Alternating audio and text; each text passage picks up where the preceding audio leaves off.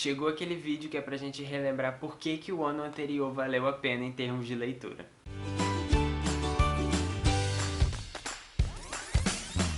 Oi gente, tudo bem com vocês? Eu sou o Lucas. Nesse vídeo nós vamos comentar sobre as melhores leituras do ano de 2019, que de forma geral foi um ano muito bom em termos de leitura. Eu li bastante continuações muito boas. Tiveram algumas decepções ao longo do ano, mas no geral o ano foi cheio de livros que me fizeram me sentir realmente bem lendo eles. Nessa lista eu trouxe todos os livros favoritados ao longo do ano, mais duas menções honrosas que não se tornaram efetivamente favoritos por algum motivo, mas foram leituras que se destacaram nesse ano. O que também não quer dizer que os livros que ficaram de fora dessa lista tiveram sido leituras ruins. Mas vocês entendem que esses livros são assim, se eu não tivesse lido eles, o meu ano não teria sido o mesmo. E por isso eles estão aqui. Então se você é novo, já se inscreve no canal e deixa o seu like para poder ajudar a gente na divulgação. E lembrando que para alguns desses livros vão ter vídeos aqui no canal que estarão linkados lá na descrição, junto com os links de compra da Amazon, para vocês poderem comprar e apoiar o nosso trabalho, beleza? Vamos começar com um livro muito especial que acabou não se tornando favorito, mas foi um livro muito legal, um livro muito bem escrito. Eu e Iago a gente adorou, e foi especial porque foi a nossa primeira leitura conjunta aqui no canal com vocês inscritos, e é Coração de Tinta da Cornélia Funke. Esse livro não chegou a se tornar um favorito porque a história em si não tem nada de novo, então não foi uma leitura surpreendente, mas fazer essa leitura valeu muito a pena por causa da própria escrita da Cornélia Funke, que é muito diferente,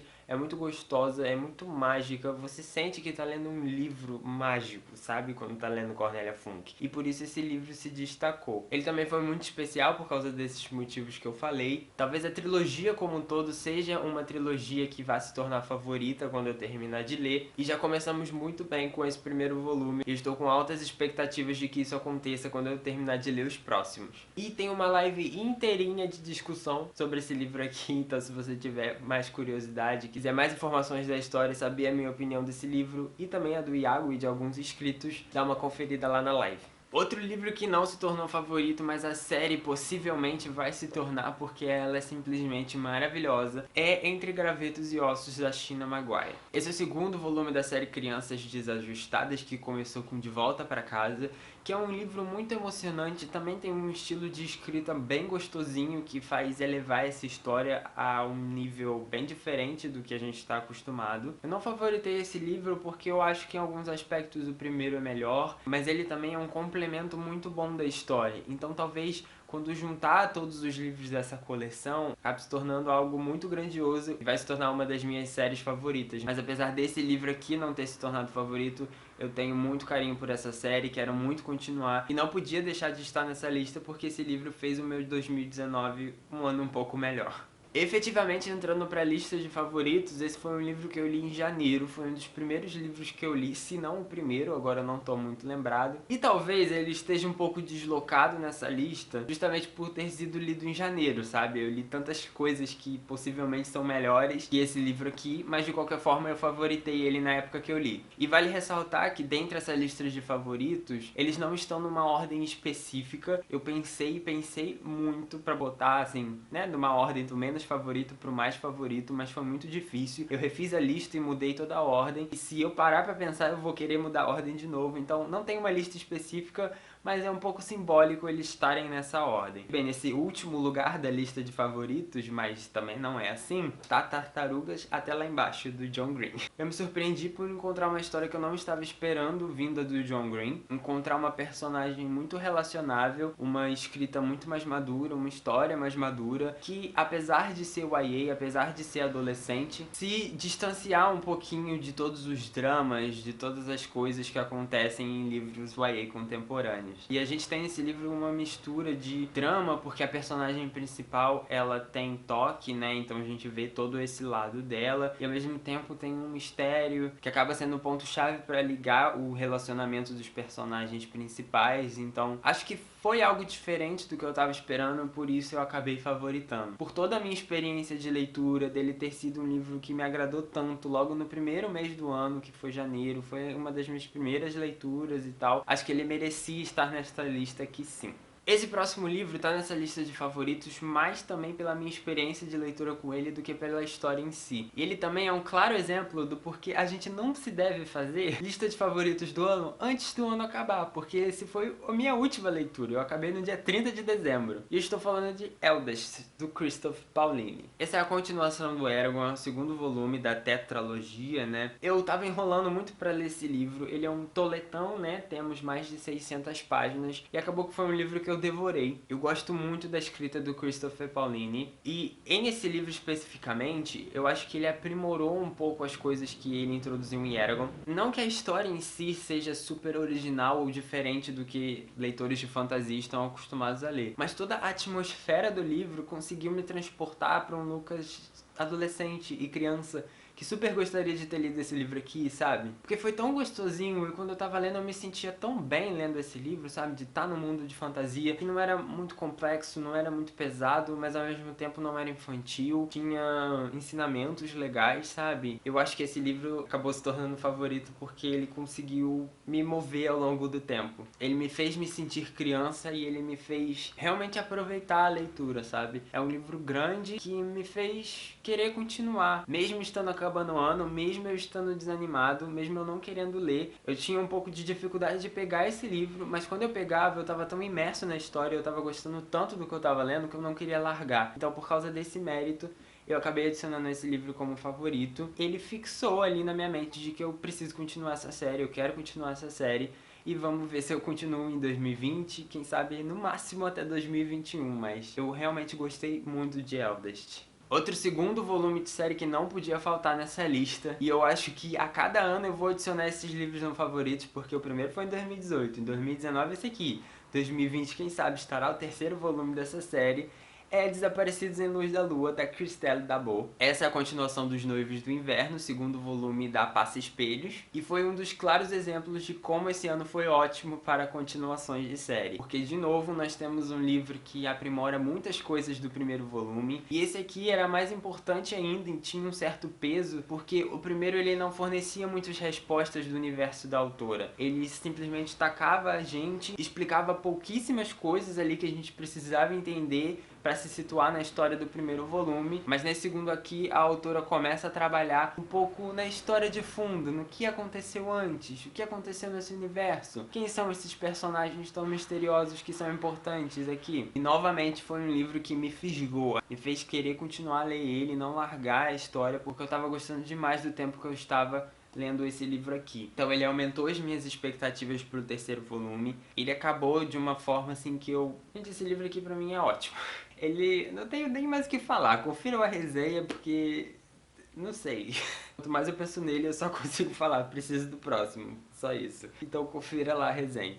Esse próximo livro foi um pouquinho injustiçado, porque eu e o Iago a gente assistiu a série antes de ler. Inclusive ele ainda nem leu, vai ler agora. Então eu tive uma certa dificuldade de conseguir separar na minha mente que eu precisava criar uma experiência nova só para a leitura. E esquecer um pouco da experiência da série, porque talvez isso fosse me atrapalhar. Mas não deixou de ser um livro extremamente apaixonante e eu reconheço que a minha experiência teria sido 1000 vezes melhor se eu não tivesse assistido a série antes e tivesse pegado esse livro para ler, quando efetivamente eu me interessei para lê-lo. E eu estou falando de Pequenas Grandes Mentiras, da Liane Moriarty. A gente surtou com Big Little Lies esse ano, foi realmente uma série muito surpresa, acho que foi uma das melhores séries que a gente conheceu em 2019. E com o fim da primeira temporada, eu resolvi pegar o livro pra ler, porque o Iago já tinha comprado aí, já tava parado na estante dele. Como eu falei, eu tive esse certo trabalho de separar as duas coisas, então eu li e reconheci que eu teria ficado surtado se eu tivesse lido esse livro antes de ver a série. E ele também é um pouquinho diferente em termos técnicos, assim, de construção de frases,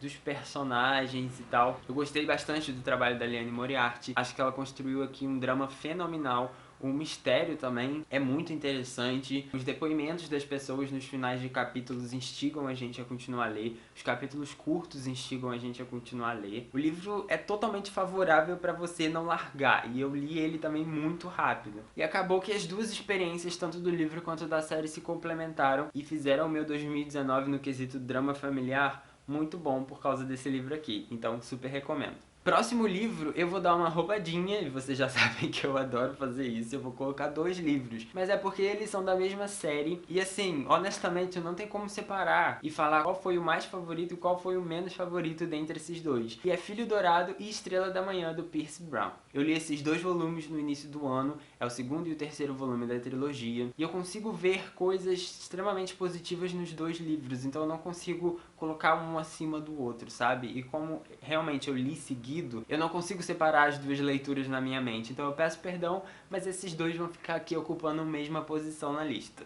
Percy Brown pra mim é um escritor maravilhoso. Ele transcende um pouquinho a ficção científica e acaba deixando um livro muito fantástico por causa do universo que ele criou, por causa das coisas que ele insere ali, até em relação a como essas pessoas habitam outros corpos celestes, outros planetas, as luas e tal. Os personagens são um ponto muito forte, eles são muito reais, eles são muito crus também. São personagens que estão passando por dificuldades e eles aparentam e agem e condizem com todas as situações que ele está passando. Isso acaba sendo transportado para a escrita, que não é uma escrita leve, não é uma escrita YA comum, que vai romantizar umas situações, umas cenas, vai botar metáforazinhas fofinhas para fazer você pensar. Não é assim, é um livro sobre guerra, é um livro sobre assuntos pesados, e o próprio personagem principal está narrando o livro dessa forma. E o fato dele escrever em primeira pessoa e apresentar 0 defeitos em relação a isso, só dá um crédito a mais por Percy Brown de como ele sabe escrever. Tem autores que acabam escrevendo em primeira pessoa, mas acaba colocando coisas ali que simplesmente era impossível pro personagem prestar atenção naquele momento,